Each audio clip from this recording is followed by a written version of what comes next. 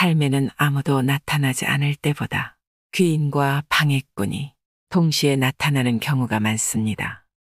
그래서 사람을 알아보는 안목이 중요합니다. 사람을 크게 두 가지로 나누면 늘 사탕발림을 하면서 자신의 삶을 낭비하는 사람과 쓴소리를 하더라도 자신의 삶을 귀하게 여기는 사람으로 구분할 수 있습니다. 안목은 배움과 경험을 통한 지식으로 상황을 파악하는 판단력에 따라 다르게 나타나게 됩니다. 안목이 있는 사람은 신뢰할 만한 조언이나 자료를 통해 자신의 결정을 굳히지만 안목이 없는 사람은 고집스러운 미련함과 팔랑거리는 귀를 통해 쉽게 흔들립니다. 그렇게 자신의 오랜 노력을 물거품으로 만들기 일쑤입니다.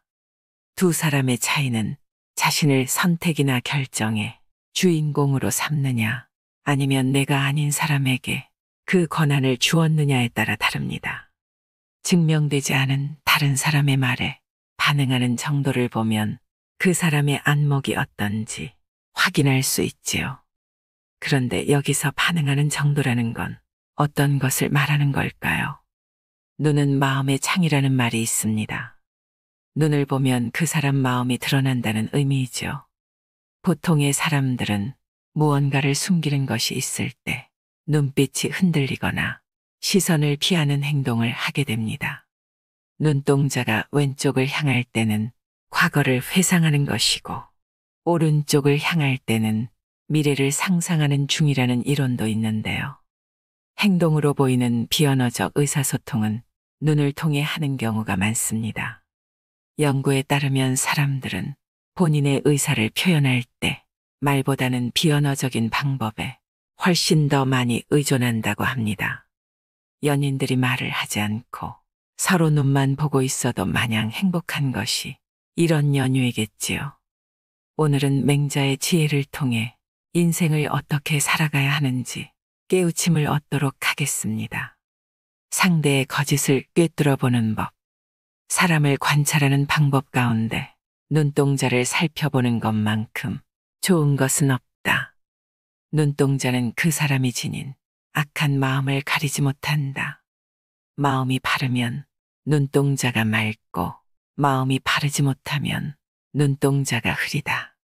그 사람이 하는 말을 듣고 그 눈동자를 관찰하면 사람이 어떻게 자기 마음을 숨기겠는가. 현재의 고난을 이겨내는 법. 장차 어떤 사람에게 큰일을 맡기려고 할 때는 반드시 그 사람의 생활을 공공하게 하여 하는 일마다 뜻대로 되지 않게 한다. 그러한 이유는 마음의 참을성을 담금질하여 능히 감당할 수 있도록 하고 하는 일을 이룰 수 있도록 하기 위함이니라. 스스로 크게 될 사람인지 알고 싶다면 내가 얼마나 많은 시련과 고통의 시간을 보내었는지 돌아보라. 건강을 잃어서 육체의 힘듦을 겪어본 적이 있는가? 아니면 딸린 식구들의 굶주림에 눈물을 흘려보았는가? 참고 인내한 시간이 길수록 크게 될 사람이다. 몸의 상처와 마음의 상처. 몽둥이로 사람을 죽이는 것과 칼로 사람을 죽이는 것에 차이가 있는가? 아니면 칼로 사람을 죽이는 것과 정치로 사람을 죽이는 것은 어떠한가? 몽둥이로 생긴 멍은 시간이 지나면 회복되지만 마음으로 남긴 상처는 영원히 기억된다. 어질지 못한 행동으로 성공을 거둔 자는 그 행동 때문에 망하게 되며 자신도 똑같이 소외당하게 될 것이다. 자신에게서 시작된 모든 일은 결국 자신에게로 돌아온다. 당장 시도해보라. 길은 가까이 있다. 그러나 사람들은 헛되이 먼 곳을 찾고 있다. 일단 해보면 쉬운 것이다. 시작도 하지 않고 미리 어렵게만 생각하고 있기 때문에 할 수 있는 일들을 놓쳐버리는 것이다. 지금 내가 당장 할 수 있는 일부터 시작하라. 그러면 그 일이 너의 재능을 알려줄 것이다. 아무리 우물을 파도 물이 솟아나는 깊이까지 파지 않으면 그것은 우물을 버리는 것과 같은 것이다. 일을 해내려면 끝까지 해야 하는 것이다. 그렇지 않으면 아무리 고생을 해도 무의미한 것으로 되고 만다. 군자가 사람을 교육하는 5가지 방법. 첫째는 시기적절하게 오는 비가 초목을 변화시키듯이 때에 맞춰 수준에 맞게 알려주는 방법이다. 둘째는 덕을 쌓고 이룰 수 있는 환경을 만들어주는 방법이다. 셋째는 타고난 재능을 발휘하게 하여 잠재되어 있는 자질을 꺼내는 방법이다. 넷째는 제자의 질문에 답하는 것이다. 다섯째는 간접적으로 가르침을 주어 스스로 생각하고 깨닫게 하는 방법이다. 재난과 역경에 대하여 하늘에서 비롯된 재난은 피하는 것이 좋고 자신에게서 비롯된 고난과 역경은 피하지 말고 자신이 직접 해결해야 한다. 경계하고 경계하라. 너에게서 나간 것은 너에게로 돌아온다. 큰 뜻을 이루려는 사람은 자존심이 상하는 치욕스러운 상황에 처했을 때 꾹꾹 참을 줄 알아야 한다. 그러면 자신이 원하는 큰 뜻을 이룰 수 있을 것이다. 지금의 지옥을 훈장 삼아 훗날 더 큰 사람이 되어라. 그 사람보다 더 높아졌을 때 그를 도와줌으로써 최고의 복수를 하라. 사람을 따르게 하는 방법. 자신의 지위나 권력으로 사람을 따르게 해서는 안 된다. 사람을 따르게 하는 가장 좋은 방법은 스스로가 솔선수범하는 모습을 보여주는 것이다. 그런 모습을 본 사람들은 스스로 따라오게 된다. 자신의 말과 행동이 다른데 권력과 지위를 통해 상대방을 누른다면 일단은 수긍하고 따르는 척할지 모르나 조금이라도 내가 약해지거나 내가 없는 자리가 생길 때에는 악의를 가지고 나를 공격할 것이다. 권력이나 힘으로 사람을 복종시키지 말고 덕으로 사람을 복종시켜라. 힘으로 사람을 복종시키는 것은 사람들이 진실로 복종하는 것이 아니라 단지 자신의 힘이 부족해서 복종하는 것이요. 덕으로 사람을 복종시키는 경우는 사람들이 마음속으로 기뻐하여 진정으로 복종하는 것이니 마치 70명의 제자가 공자에게 마음으로 복종하는 것과 같다. 다른 사람을 따르게 하기 이전에 내가 먼저 나의 생각을 실천할 수 있는 사람인지 돌아보라. 이것이 덕의 시작이다. 나아감에 있어서 앞으로 빨리 나아가는 사람은 상황과 환경에 따라 물러남도 빠르다. 힘을 조절할 수 있는 지혜가 있어야 한다. 한 번에 너무 많은 힘을 쏟게 되면 금방 쇠퇴하여 힘을 쓰지 못하게 된다. 일을 진행함에 있어 눈앞의 목표에만 혈안이 된다면 가장 중요한 순간에 기력이 다해 힘을 쓰지 못하게 된다. 때로는 알면서도 참고 기다리는 것이 지혜롭다. 천하를 얻으려면 천하를 얻는 데는 방법이 있으니 그 백성을 얻으면 천하를 얻는다. 백성을 얻는 데는 방법이 있으니 그 마음을 얻으면 백성을 얻는다. 세상을 바꿀 지식이 있다 하더라도 사람이 없으면 쓰일 수가 없다. 사람을 얻지 못한다면 큰 뜻을 품어도 이룰 수가 없다. 백성들이 어진 자에게로 돌아가는 것은 마치 물 아래로 흘러내려가고 짐승이 들판으로 달려나가는 것과 같다. 군주가 즐거움을 백성과 함께한다면 백성도 군주가 즐겁기를 바란다. 이렇게 해서 상하가 마음을 함께한다면 나라가 잘 다스려지는 것이다. 사귐에 대하여 훌륭한 선비는 한 고을의 훌륭한 선비와 사귀고 한 나라의 훌륭한 선비는 한 나라의 훌륭한 선비와 사귀며 천하의 훌륭한 선비는 천하의 훌륭한 선비와 사귄다. 천하의 훌륭한 선비와 사귀는 것도 부족하다면 위로 거슬러 올라가 옛사람과 친구가 된다. 내가 누구와 사귀는지가 곧 나를 말한다. 내가 성장하면 그때마다 나와 어울리는 사람이 나타나기 마련이다. 만약 내 주변에 어울릴 사람이 없다면 나에게 공감을 주는 책 속의 위인들하고 친구가 되어야 한다. 한 걸음 물러나서 들여다보면 배울 수 있는 스승은 많다.